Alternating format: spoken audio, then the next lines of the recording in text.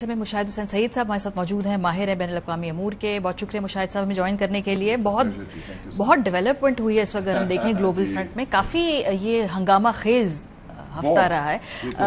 ایک ایک کر کے شروع کرتے ہیں. میرا خیال ہے اگر ہم سب سے پہلے اس سے شروع کریں، یہ جو غزہ کے حوالے سے اقوام متحدہ کے اندر تقاریر ہوئی ہیں، جس طرح یورپ کے ممالک نے بڑا باضابطہ طور پہ فلسطین کو ریکگنائز کیا ہے، اس کی کیا سگنیفیکنس ہے؟ یا فلسطین لوگ یہ بھی کہتے ہیں جی فلسطین کو کسی کی ریکگنیشن کی ضرورت نہیں ہے، وہ انڈیجنس لوگ ہیں، یہ تو اب کریں یا نہ کریں، جب بہت نقصان ہو گیا اب یہ سب جو ہے اس کو اب ریکگنائز کریں. ریکگنیشن کی ضرورت ہوتی ہے جی، کیونکہ ایک قانونی بھی تقاضا ہے، ایک سفارتی بھی اور ایک سیاسی بھی.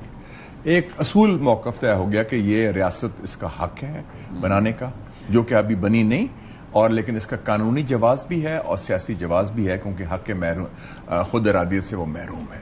سو اس کا ہے. میں سمجھتا ہوں کہ the West as we knew it, مغرب کا وہ ایک تقسیم اور خاتمہ ہو گیا ہے.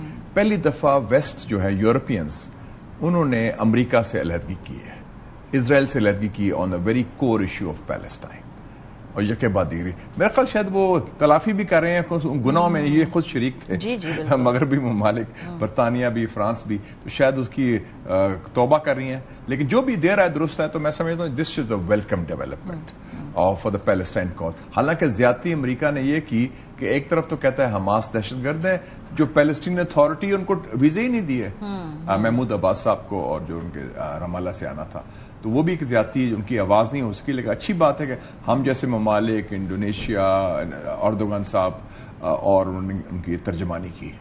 لیکن کیا اس سے امریکہ، اور اگر ہم بالکل بات کریں پریسائزلی، تو پریزیڈنٹ ٹرمپ، ان کی جو سفارتی تنہائی ہے وہ اس کی طرف بھی انڈیکیٹ کرتا ہے کہ اب یورپ امریکہ کے ساتھ، یا پتہ نہیں وہ پریزیڈنٹ ٹرمپ سینٹرک پالیسی ہے یا امریکہ سینٹرک پالیسی ہے، ساتھ نہیں کھڑا بہت بڑے اہم ایشوز پہ.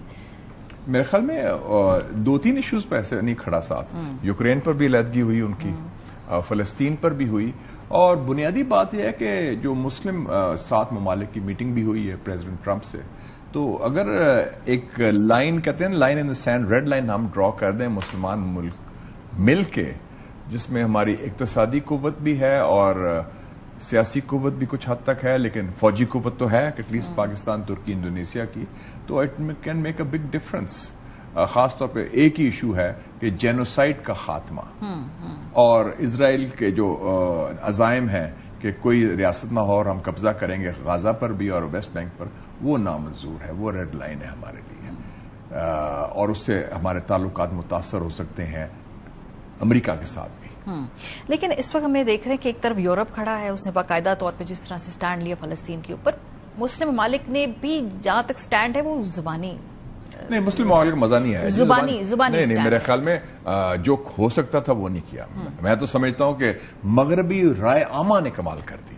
Western public opinion including American public opinion, by the way آپ تو خود بھی فالو کرتی ہیں، امریکہ میں ہر یونیورسٹی میں الیکشن کو انفلوئنس کیا ہے، برطانوی الیکشن کو انفلوئنس کیا ہے. 6 لوگ الیکٹ ہوئے ہیں پیلسٹائن ٹکٹ پر، جیریمی کاربن کے علاوہ 5 مسلمان بھی ہیں. اور خود ٹرمپ کہتا ہے کہ وہ الیکشن جیتا ہے مشیگن کی وجہ سے، جہاں مسلمانوں کا ووٹ تھا، جو روایتی طور پر ڈیموکریٹس کے ساتھ ہوتا ہے. اس دفعہ انہوں نے کہا، وہ عرب و مسلمانوں نے کہ ہم ووٹ نہیں دیں گے بائیڈن کو فلسطین کے issue per. So it made a difference in America also. اور کاملا ہیرس جو ہاری ہے، کیونکہ اس نے فلسطین کی آواز ہی نہیں آنے دی ڈیموکریٹک کنونشن میں، تو وہ فرق پڑا ہے. اس کا مطلب ہے کہ جو رائے عامہ ہے، جو پبلک اوپینین ہے، اور اس میں اسرائیل کے عوام کو بھی شامل کروں گا. 2 لاکھ کا جلوس تو تل ابیب میں نکل آیا کہ اسٹاپ دا وار.